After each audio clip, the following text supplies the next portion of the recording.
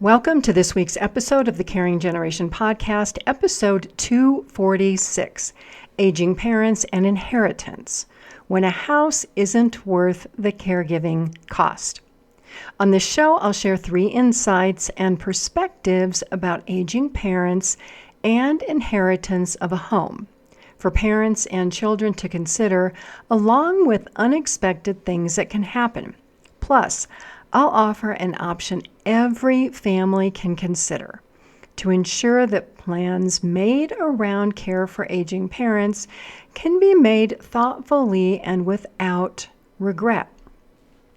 The 3 insights and perspectives include 1. A child's interest in inheriting an elderly parent's home in return for their time and care, along with associated risks. When promises are made that link inheritance of a home to caregiving, there can be a lot of unexpected things that can happen.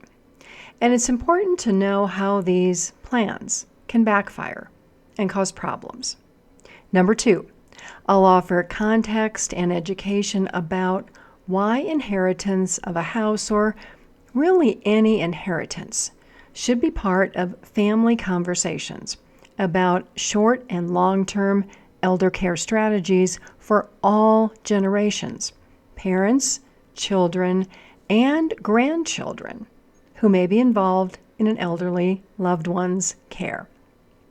And number 3, why an elderly parent might want to avoid making an inherited home a motivational factor in return for caregiving assistance, and instead encourage the family to discuss and create caregiving strategies and a formal elder care plan. If this is your first time listening to the Caring Generation, welcome. If you are a return listener, thank you so much for coming back.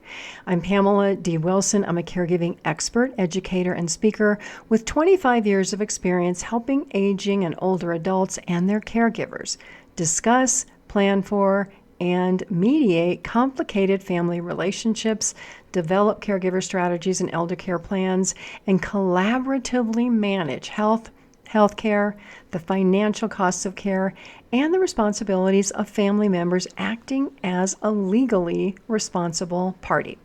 You can learn more about me by visiting my website, PamelaDWilson.com, where you'll find 3 online courses, articles, my book, The Caregiving Trap, videos, my caregiver blog, and a contact form where you can schedule a virtual caregiving consultation or family mediation meeting with me.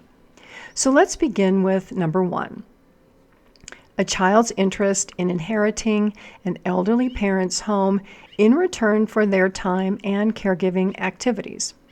The promise of owning an elderly parent's home may be attractive for adult children or other family members. How many of you are already in a care situation where your parents promised you the home? Well, if you are, it's not too late to learn about a strategy that might include some better options to ensure that your expectation happens. Because if you're a caregiver, you know, caregiving for aging parents, it is a lot of work, especially when you become a 24-hour, round-the-clock, 7-day-a-week live-in caregiver in your parents' home. Along with this role, you may have, or if you're considering it, you may give up a job or a career and income, give up health insurance, give up saving for your retirement, making contributions to Medicare and Social Security, give up your social life, give up getting married and having children if that was one of your dreams, and give up the right to make your own decisions because you will be financially dependent on your parents, much like you were when you were a young child or young adult.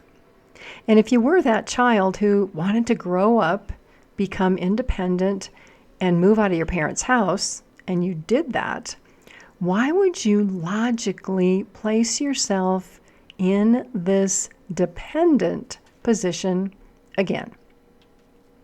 Then you might wonder, well, how do parents get into situations where their adult children live with them. Well, here are some examples. A parent may have become widowed, have health problems, difficulties performing daily activities and self-care. Maybe the parents didn't know how important it was to save money or plan for retirement because they erroneously thought that Medicare would pay for everything. Some parents are unable to pay for in-home care or move to a care community. Other parents may be too healthy to qualify for Medicaid or public welfare programs.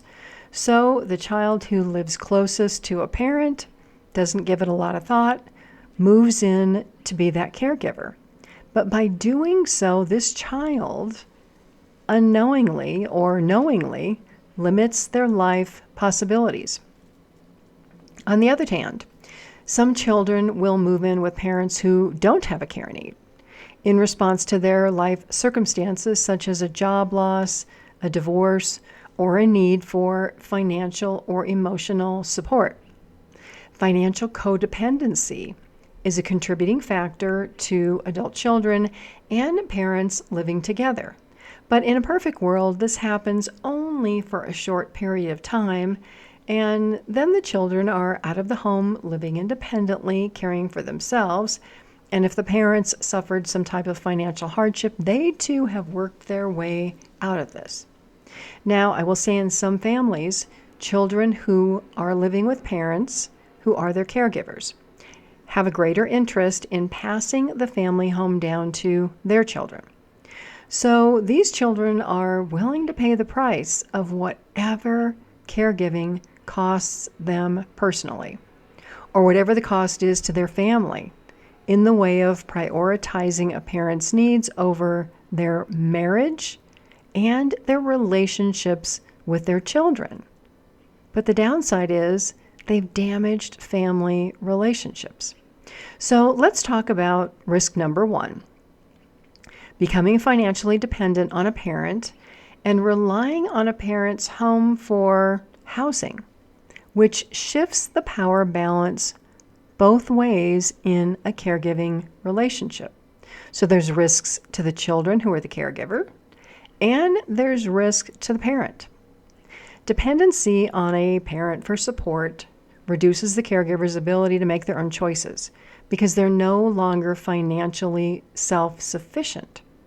It can destroy a caregiver's self-esteem and confidence and result in health problems because caregivers no longer have health insurance through a company.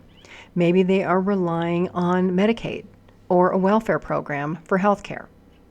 Many caregivers are too busy caring for their parents to take care of their own health. Eventually, the act of prioritizing a parent's needs, emotions, and problems over the caregivers turns into a situation of resentment or anger, or a codependent relationship where the caregiver can't set any boundaries or make time for themselves because they are so guilt-ridden about not caring for a parent. There's a similar downside for the parent. A parent who becomes more dependent on an adult child also loses their confidence and self-esteem. All the things they used to do for themselves are taken over by this child. Parents can become fearful that their caregiver will leave them, and so they allow the caregiver to acquire power and control that restricts their life. For example, the live-in caregiver may resent other siblings for not helping out. So that caregiver refuses to allow siblings to have any contact with mom or dad. And they purposely tell mom and dad that their other children just don't care. Mom or dad may never know the difference because the caregiver child doesn't allow phone calls, emails, or visits from their siblings. So this dependency in both directions can create a negative power balance for both sides. The child eventually may feel restricted because they agreed to be the caregiver. They gave up their money. And in a sense, they feel controlled by the parent. And they can feel that they have no power over the situation. So they make the parent feel equally restricted. Two people in this type of care situation can become extremely isolated and depressed. The caregiver may begin neglecting the care of the elderly parent while neglecting their own health and well-being, and a parent may regret being in this situation. So their mood may be a mood of refusal and negativity and complaining and trying to make the caregiver feel worse about themselves. When care situations reach this point, is inheriting a house a benefit for the adult child who has sacrificed their future and a parent whose life may be restricted and their care potentially neglected? This is a consideration for caregivers and parents to discuss before they enter into any agreements about inheriting a house in return for care. This is a topic that many adult children and parents never would imagine to happen. Before I share risk number 2, let me share a perspective and some context about why inheritance of a house or any inheritance must be part of family conversations to support short and long-term elder care strategies for parents and caregiver strategies for children who may be involved in an elderly parent's care. Many families may not talk about formal caregiving or elder care strategies because of religious, cultural, family, or societal beliefs about gender roles. For example, daughters and daughters-in-law are the caregivers because of gender, birth order, or marital relationships. Beliefs exist about participating in religious activities that gives people the faith to work through expected hardships, including family caregiving. In some cultures, a woman who marries into her husband's family is expected to care for her in-laws at home. And many women I talk to describe caregiving as this expectation of their culture because family members who do not take care of their elderly are viewed very negatively.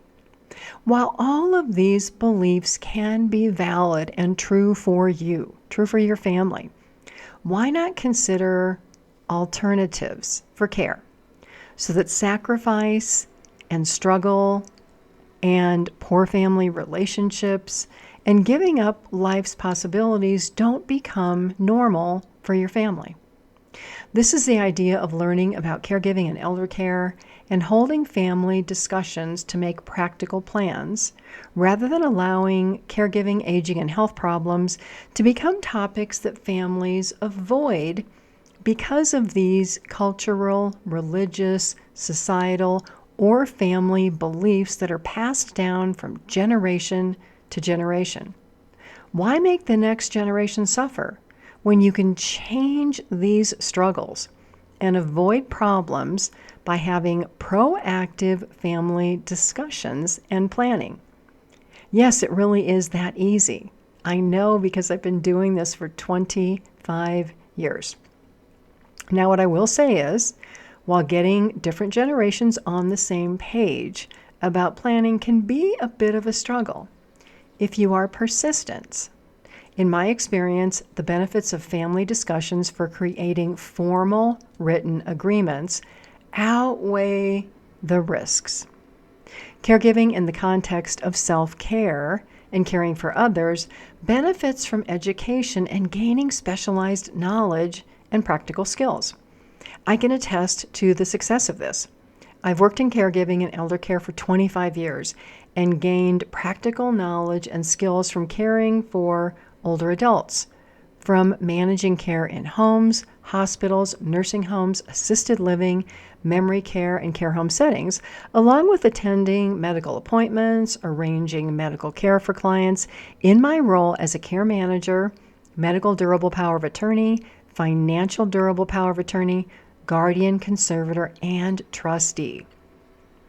I know that families who choose to be proactive and seek education about the aspects involved in aging and elder care are likely to have fewer disagreements about who will be the caregiver, how will care be provided, how will it be paid for, where do parents want to live, and many other topics that normally lead to family drama and relationship distress unnecessarily. I see the success as a result of my family caregiver counseling sessions and my family mediation meetings. Most of the time, families disagree because family members have difficulty talking about difficult topics. There can be a lot of family history. Family members can be conflict avoidant, or they just don't know how to deal with conflict. And many lack education about aging, elder care, caregiving, medical care, financial management. There are solutions for all of this. However, everybody has to be interested. Parents who may be invested in generational history must be willing to be open-minded and participate in family conversations. Siblings who may dislike each other and not get along must be willing and open-minded to participate in these conversations. I know so many parents who wish their children wanted to have these conversations. So a willingness to talk and work together and come to an agreement goes in all directions.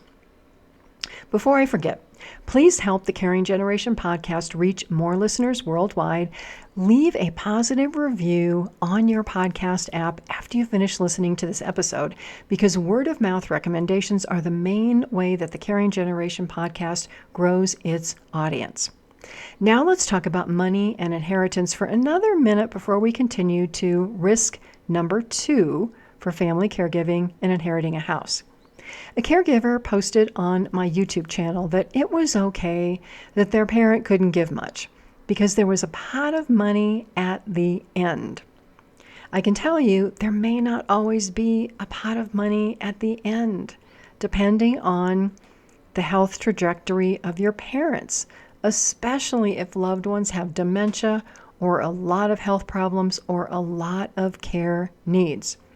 What if this parent who promised you the home needs to take out a reverse mortgage to pay medical bills, buy groceries, or pay the mortgage? Your parent's retired. You're not working. You're not bringing in any money. So money is extremely limited if you're in that situation. And if you are the live-in caregiver, child, and you're not working to save money to pay off the reverse mortgage and buy the home back from the reverse mortgage company, that home you thought you would inherit, it'll be gone. So think about this. You haven't worked for years. You've been living off your parents. Without a job, how will you pay taxes on the home, pay for homeowners insurance, pay the utilities, pay the upkeep? These are questions that most people don't thoroughly think through when they make an agreement to be a caregiver in exchange for inheriting a home that really they may not inherit due to unthought of circumstances. So risk number 2 is evaluating the trade-off. This can be another part of family conversations about caregiving and elder care strategies. Becoming a full-time caregiver for a parent can be problematic, as I mentioned, if you don't consider how not having a job will impact the rest of your life. Returning to the workforce is harder than many caregivers imagine. I've talked to women who have taken 5, 10, 20 years out of the workforce to become an unpaid caregiver raising children. Do you think that these women easily jump back into the job market? They don't. They may have to return to school to learn new skills to become employable, to get a paying job with income and benefits. The same goes for caregivers who think that they are going to do this for 6 months or 12 months, and it's 5, 10, or 20 years later. Now, you may be a caregiver fortunate enough to be able to work remotely and live with and care for a parent. And maybe that's the ideal situation if you're still willing to give up everything else about life. Your friends, getting married, socializing, making your own schedule. But think about this. Is the house your parent owned really your dream house? Is it in a place where you want to live? Does it need a lot of repairs? Are you able to establish any social connections there? And as a parent, is this really the life you want your child to have, or could you make better or alternate plans?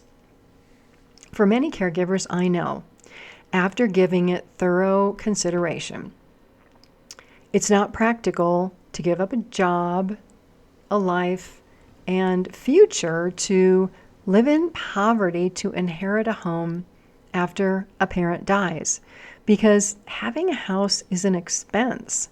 It's not income. So, would you rather have your parent use the value of their home to pay for their care? And regardless of the situation, having family discussions with both parents if living and all siblings is the best way to work through these caregiving decisions and concerns for an elderly parent. A parent giving a home to a child. This discussion should happen with the entire family so that this gift doesn't backfire and cause children to feel that parents favor one child over another. When these discussions don't happen and they are a surprise to other siblings, this creates a lot of division in the family that could have been avoided if only conversations were held.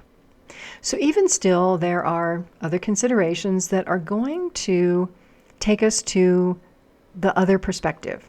How do parents place themselves at risk when they promise a child their home in return for caregiving? This is usually part of the trade-off where parents can't imagine that anything would ever go wrong. Let's say that you're a parent who creates a written agreement to give the child who's taking care of you your home when you die. And as I mentioned previously, all of a sudden you need to take out a reverse mortgage. There's not enough money to pay for your care. Other things happen, and that agreement is voided. That's something you probably never would have expected. Let's say that you did the written agreement and your other children are like, well, okay, we understand this is what you want, but they're a little suspicious of their siblings' skills or abilities to take care of you. You are diagnosed with dementia and you have a long list of other health problems, and the child caring for you is honestly more interested in the house, and so they're not really being attentive to your needs. You have health conditions that are causing multiple problems. You have skin wounds on your feet and other areas of your body. You become malnutrition because your caregiver hasn't really sought out any education or knowledge about your health conditions or how to care for you. The food your caregiver buys has no nutritional value, and you're diabetic. You're losing weight. You can't manage your insulin or your blood sugar readings anymore. You have multiple skin wounds. And because of this dementia diagnosis, you are totally dependent on your caregiver to take care of everything for you, to make sure that you're receiving good medical care and good home care, which isn't happening. Your other kids, they were right.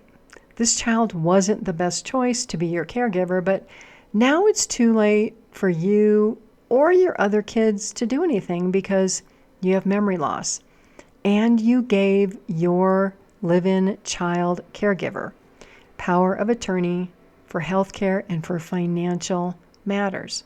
They're also the executor of your estate. So if their interest is the house and money over your care, who do you think suffers?